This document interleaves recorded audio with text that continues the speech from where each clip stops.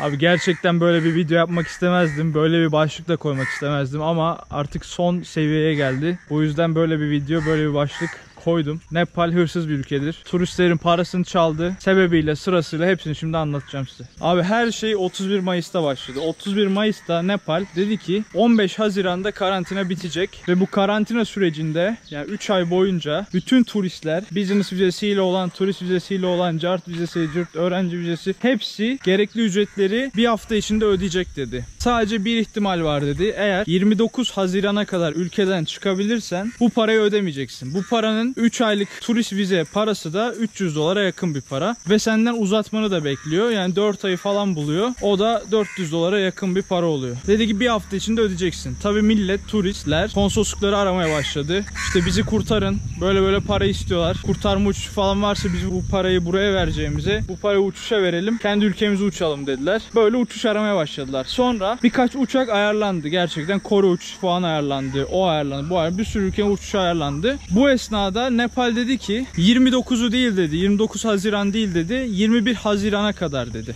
Bunu demesi de zaten konsolosluklar açıldı demesinden sonra. Konsolosluklar zaten pazartesi açıldı 15 Haziran'da. 17 Haziran'da falan bu olaylar oluyor. Dedi ki 21 Haziran'a kadar çıkan çıkar. 4 gün 21 Haziran. Çıkamayan bu parayı öder dedi. Biz dedik bitti yani. Biz nereye çıkıyoruz? Bir yere çıkamayız. Nasıl yapacağız? Nasıl edeceğiz? Dedik pazartesi bir bekleyelim. 15 Haziran'ı bir atlattık. 16 Haziran oldu salı günü. Birkaç kişiye sorduk. Kendimiz de gittik. Ödeyenler vardı. Gördük de yani. Adam 300-400 dolara yakın paralar ödemişler. Bu 400 dolar paraları sadece pazartesi ve salı günü. Bizim de kolumu vurdu.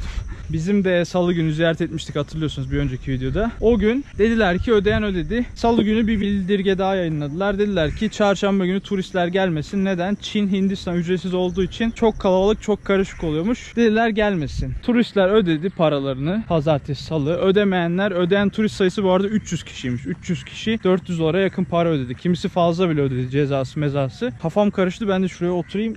Sakin sakin anlatayım. Sonra bu 300 kişi ödedi. Hesaplayınca 2000 dolara yakın bir para yapıyor yani. Konsolosluğun kazandığı para turistlerden 300 kişi.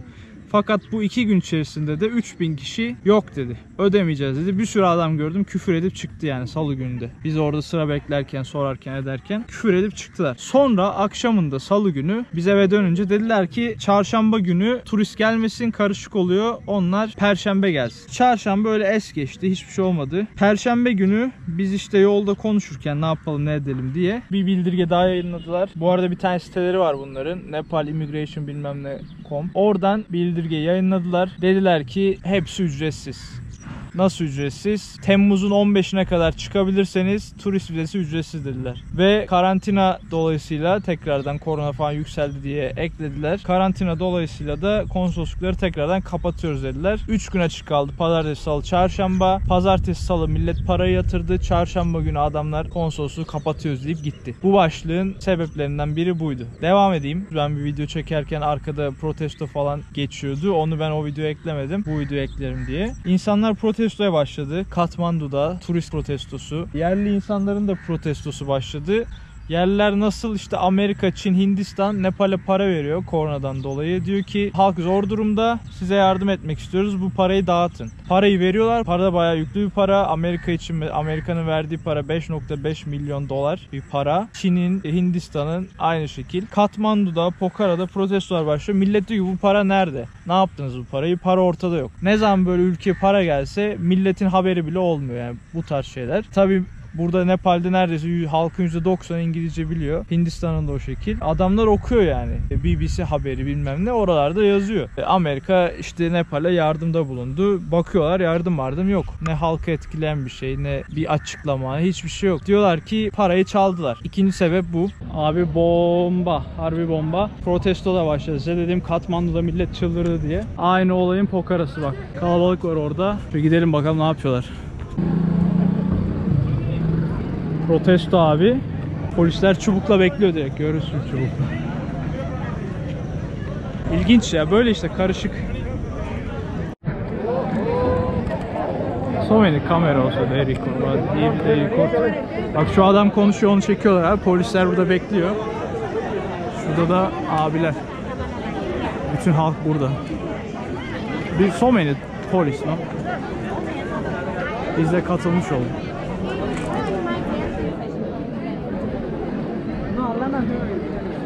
Wake up Pokhara. Öyle abi olay. Enough is enough yazmış.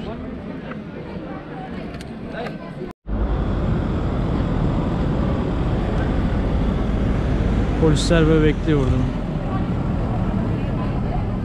Kızışacak gibi. Katman'daki olaylar bayağı böyle başladı. Polis falan da geldi, bak arttı. Katman'daki olay da böyle başladı. Nepalli polis dağılın falan dedi. Adamlar dağılmadı. Meşale falan yakıp üstlerine yürüdü polislerin. Bayağı karıştı yani ortalık. Bayağı birkaç polisi sağlam dövdüler yani. Nepal'de böyle bir yer işte. İnekler, öküzler de izliyor. Hayat böyle Nepal'de. Yeah. Bu da günümüzün özeti olsun abi. Yaprak döküm. Artık sinirimi bozamıyorlar ya. Nepal çok kötüsün Nepal. Kırdın kalbimi Katdemir. Acısını çıkarıyor abi, milletten acısını çıkarıyor. Burada baby which year they got earthquake? 2015. Abi 2015 yılında, yani 5 sene önce burada bir tane deprem oldu. 2 kere 7'den yüksek şeyde deprem olmuş şiddetinde. O dönem dış ülkeler çok acayip yardım yapmış Nepal'e. Nepal bir anda büyümüş yani turizm açısından her yönden. Yollar yaptırmışlar, köylere falan bir sürü bir şeyler yaptırmışlar. Çoğunu da çalmışlar yani. Bir anda böyle bir sürü zengin arabalar, zengin insanlar gezmeye başlamış caddelerde, sokaklarda. Range Rover'lar, işte Lamborghini'ler falan, öyle arabalar yani. Nepal demokrasiye sahip. Demokratik bir ülke. Bundan önce kralları falan varmış, değişmiş falan. 5 yıllık dönemde demokratik bir ülke ve bu demokratların hepsi çalıp çırpmış abi bu parayı. Gelen parayı çalıp çırpmış, millet isyan etmiş, para nerede falan. Kimisi amcaoğluna vermiş, kimisi dayısına vermiş. Onlar araba almış, onlardan görmüş falan. Yardım yok ama devlet uçmuş. Şimdi aynı durum yine 2020 dönemi. Düşünüyorlar ki aynı yardım bir daha gelecek bize. Ama durum farklı. Bu sefer bütün dünyanın yardıma ihtiyacı var. Yani öyle bir dönemdeyiz ki kimsenin yardım beklemediği bir ülkeden maskeler falan geliyor yani. Afrika'nın bir ülkesinden Amerika'ya falan maske gidiyor, yardım ediyorlar. Öyle bir durumdayız. O yüzden Nepal onu algılayamadı. Şu an yeni algılıyor. Onlar yine yardım bekliyordu. Yardım ederler bize falan diyordu. Bir Amerika işte 5.5 milyon dolar yolladı. Onu bir cukkaladılar. Para ortada yok. Protestoların sebebi o şu an. Nasıl olacak, nasıl edeceğiz derken konu buralara kadar geldi. Konu bize de vurdu. Nepal akıllandı. Dedi ki bu yıl bize yardım etmeyecek kimse. Biz en iyisi karantina, virüse hiçbirini sallamayalım, açalım hepsini. Karantinanın virüsün en yoğun olduğu bugün, virüsün en yoğun olduğu gündür yani. Bu kadar adım gibi söyleyebilirim ve artıyor. Yani o gün yarın olacak, ondan sonra gün diye gidecek. Böyle bir dönemde karantinayı açıyorlar. İnsanlara diyorlar karantina açık, artık para kazanıp dükkanını açıp para kazanabilirsin. Tabii vergini de ödeyeceksin. Tabii ne turist var ne bir şey. Bak dükkanlar kapalı. Kimse bir şey satın alamıyor. Kimse bir şey satamıyor. Hala devlet vergi bekliyor. Tabii halk da vergi veremeyince isyan ediyor. Diyor ki biz bir şey kazanmıyoruz ki sen bizden para alıyorsun. O protestolar oydu. Şimdi bizim durum, biz turistiz. Biz de konsolosluğu aradık, böyle nasıl yapacağız diye. Konsolosluk dedi bir saat sonra ara.